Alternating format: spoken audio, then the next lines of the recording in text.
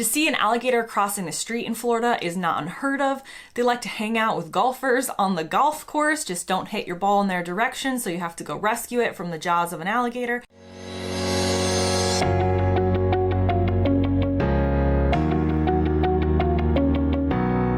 Hey guys, welcome back to the Girl Gone London channel. If you're new here, my name is Kaylin. I'm a dual American and UK citizen, and if you're not new here, welcome back. In this video, aside from a hilarious statistic I will share pretty soon, we're talking all about UK versus USA wildlife. What animals can you expect roaming around in the wild around you? What animals are found in one country and not the other? And why does the American badger, in the words of one of my patrons, looks like it's about to mug you? Speaking of patrons, this video was chosen by my patrons. They get to vote on what topics they'd like to see, and this was the winner. If you would like the chance to vote on content and tell me what you would like to see, make sure to check me out on the Girl Gone London community on Patreon, which I will link below. Now let's get on to the video. Okay, so the first statistic I want to share with you has less about the animals themselves and more to do with the people who live among the animals. In a YouGov survey done in 2021, they decided to see how confident people were that they would be able to beat an animal in a fight. So they're pairing you up in a duel against anything from crocodiles to gorillas to house cats, and they want to know, do you think you would win? Unsurprisingly, on every single animal, Americans responded that they would be more confident that they could beat this animal in a fight. Genuinely, take a look at this chart. Only 2% of Brits were confident that they could take on a gorilla in a duel, which makes sense to me, probably should be 0, whereas 8% of Americans thought that they would win absolutely every time. Good old American optimism. Now, the first thing I did after this hilarious survey was to look up in Google animals in the UK and separately a search on animals in the USA. I thought this would give me a basis for telling me what animals were popular in each place. In the UK, Google outed them as dog lovers, with every image at the top of the search being a type of dog. From border collies to beagles to terriers, basically it just seemed like the UK was made up of a bunch of cute dogs. Do the same thing with the American search, and the dog is the first response, but then you're seeing grizzly bears, bald eagles, polar bears, who knows what, enough animals to fill a zoo. I literally had to cut off the images because there were so many. Now, this isn't surprising really. The USA is 40 times larger than the UK. That's a 40. So it makes sense that there's more of an abundance of animal species in the USA, given all of the different terrains and climates that make up one country. There just really isn't the room for that many animals in the UK, particularly when many people can't even find parking in front of their own houses. But it's not all down to size. Quite a few of the animals that are currently existing and living and thriving in the wild in the US were actually once in the UK, but they're now extinct here. This includes wolves, who were popular, or I say who were popular like someone voted on them. They were common in the UK after the last ice age, but they had died out due to basically human hunting and extinction by 1760. Side note, I had to really make sure I said wolves in this video because typically in my accent and many other American ones, we would look at W-O-L-F and say woof, which definitely does sound more like a dog bark than what many Brits would pronounce as wolf. So I have to work really hard to pronounce the L in that one. It's typically brought out at a party trick amongst my friends to get me to say the word because I do pronounce it like woof naturally, but definitely here I hear wolf. Anyway, brown bears too, for example, were common in the UK years and years and years ago. They estimate that over 7,000 years ago, there were around 13,000 brown bears in the UK, but over 1,000 years ago, they had all gone extinct. But let's go back to what animals nowadays you can find in one country and not the other. And side note here, I'm talking about wild animals in particular. I'm not talking about whether an animal might live in a zoo in either country. And I'm also not talking about necessarily native species to that country, but rather ones that, however they got here, they are there and in the wild. Some animals that you can find in the USA, but not the UK, I'm gonna have to read my list for this, include grizzly bears, mountain lions, rattlesnakes, gophers, moose, bison, chipmunks, porcupines, bald eagles, prairie dogs, polar bears, bobcats, water moccasins, copperheads, elk, alligators, and wolves. And some animals that you can find in the UK, but not in the USA, include hedgehogs, glees, European badgers, Scottish wildcat, Orkney vole, little owl, and red kites. If we're comparing the most common animals to find in that country, in the UK we have things like rabbits, ducks, badgers, deer, frogs, hedgehogs, squirrels, foxes, mice, and livestock like cows. Pinning down the most common animals in the US was a lot harder, so if you can think about the different climates that you can find in the US, the wild animals that are common in Florida are entirely different from the wild animals found in Alaska, which is much different than the animals you'd find in the desert or in the plains. But in general, I would say the US does share many of the most common wild animals in the UK, like rabbits, ducks, frogs, squirrels, and mice. But we can add beavers to that, which are mostly found around rivers.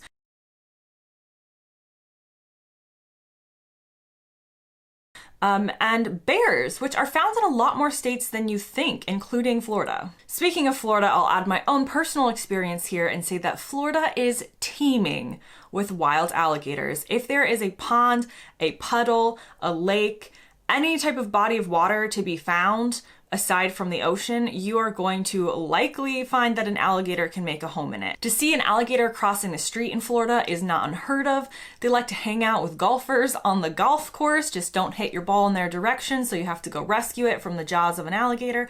And also, in the 4th grade, they found their way under my portable classroom in my elementary school, and all the kids had to be locked inside while the teachers frantically called animal control. Now, while we're talking about dangerous creatures, let's talk about the most dangerous animals in each country. I was really interested to see how they would compare. So if we're comparing the largest land predators, especially to other animals in each country, in the US, we're going to go with the polar bear as the top one, but the polar bear is only found in Alaska in the US. So if you're talking about the continental US, it's going to be the black bear. In the UK, when we're looking at the largest land predator, it's going to be, wait for it, the badger. Now, they can be fierce, but they're going to strike fear more in the hearts of other small animals than humans. Speaking of badgers, the American badger and the European badger are related, but not as closely as you might think, as they're in different subfamilies. The European badger is larger than the American badger, but the European badger is the cutest thing ever and looks like something that you would snuggle up with at night,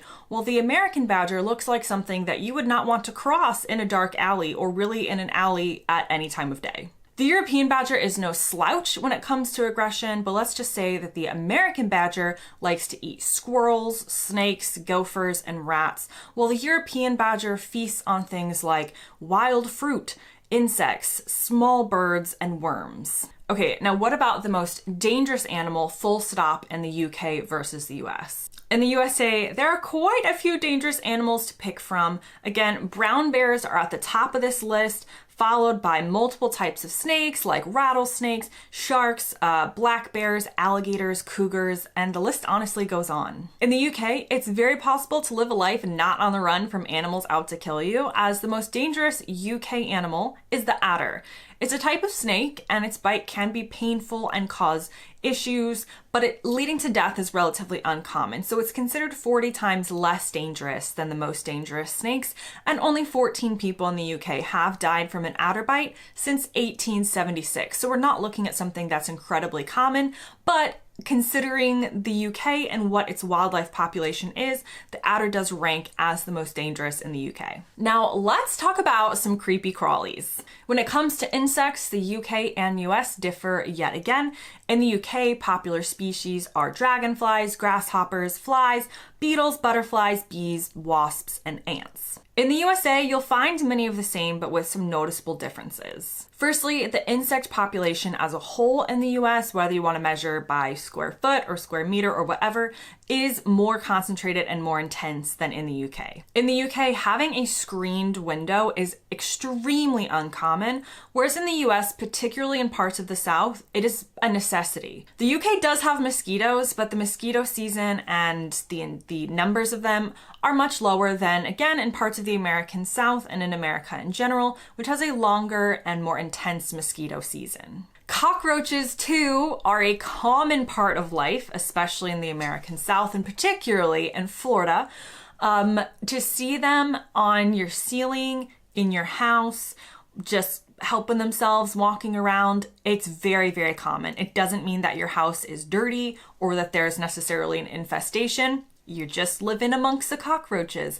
In the UK, I had to look up whether cockroaches existed here, and it turns out they do, but they're so uncommon that I was reading a thread of multiple people who said they were in their 40s, 50s, and 60s, had lived in the UK their entire life. They had never, at any point, seen a cockroach in their house, in the wild, wherever.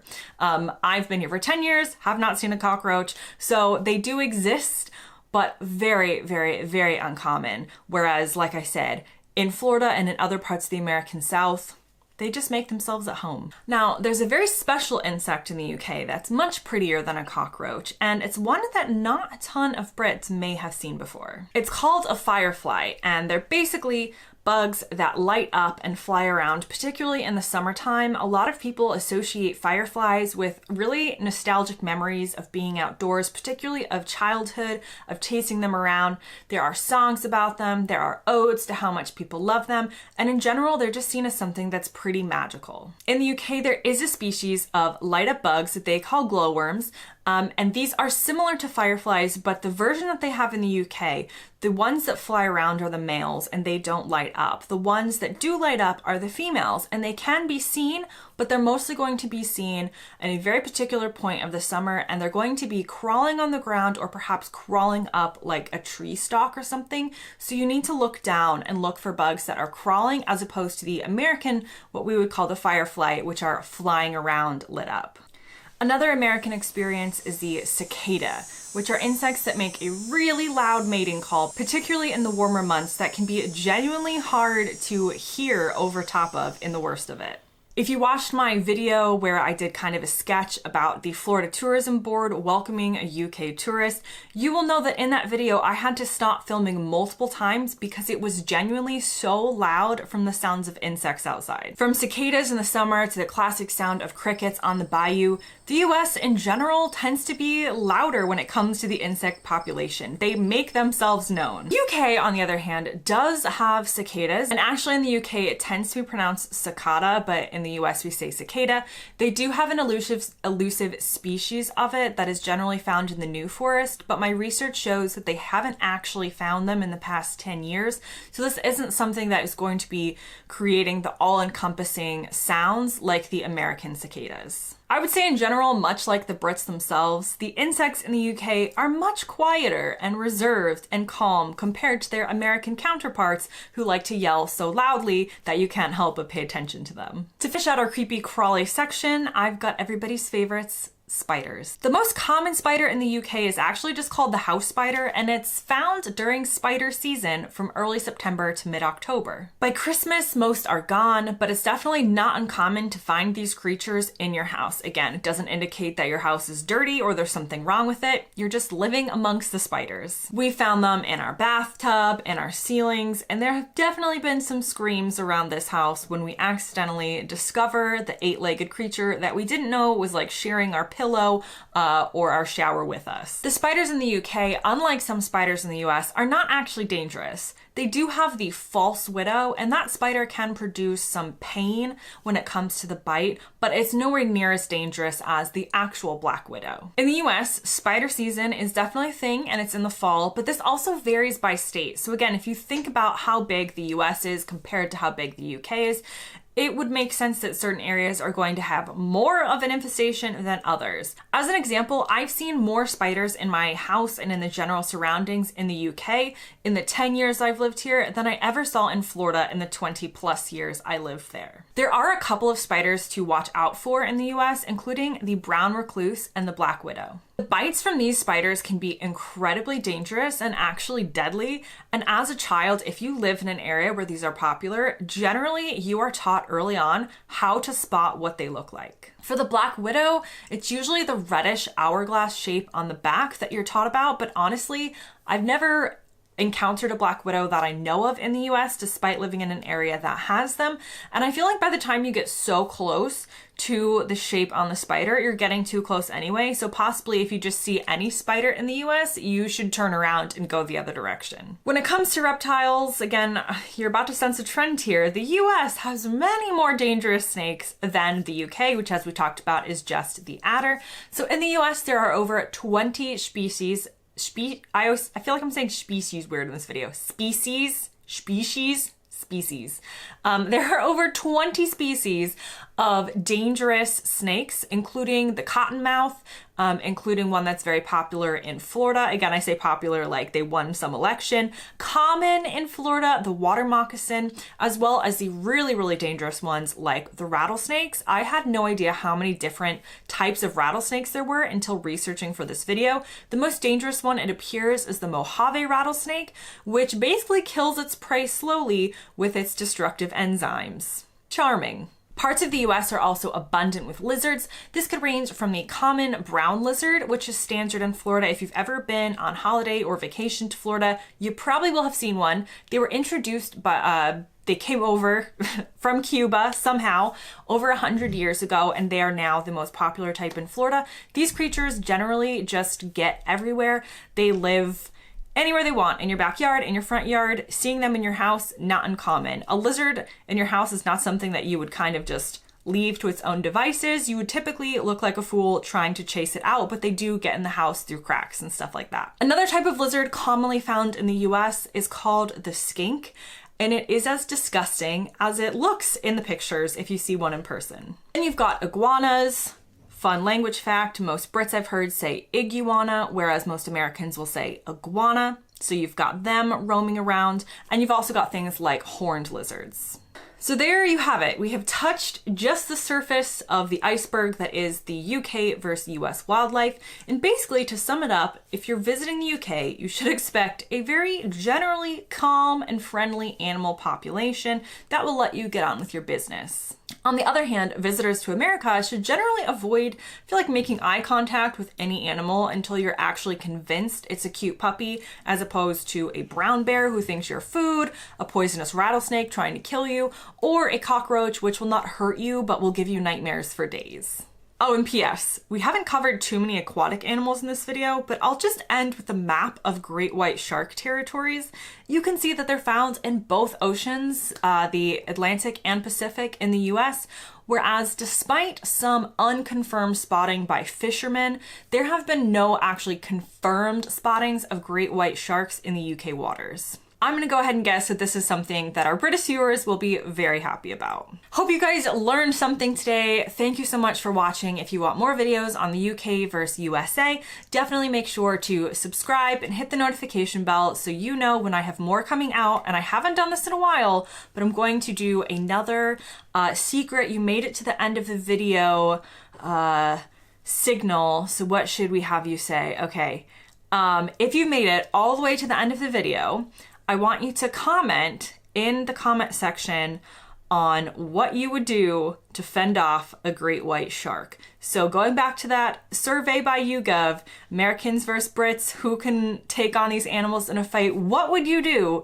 if you were confronted with a great white shark? Comment that in the comment section below so I know you made it to the end of the video. Thank you guys for watching, and I'll see you next time.